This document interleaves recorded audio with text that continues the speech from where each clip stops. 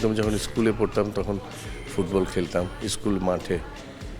আর আজকে অনেক বছর পর আমি বলে গোলবারে আমি বল মারলাম, এটা একটা অন্যরকম একটা অনুভূতি। আর এখন যেহেতু খেলা শুরু হয়েছে, চলছে, সেটার সাথে একটা সম্পৃক্ত হতে পেরে অনেক ভালো লাগলো। এবং চ্যানেলের এই সমস্ত আয়োজন সব কিছু সবসময় খেয়াল করে সেইভাবেই এগিয়ে যাচ্ছে। এই উদ্যোগকে আমি সাধুবাদ জানাচ্ছি এবং চ্যানেলের সবাইকে ধন্যবাদ জানাচ্ছি।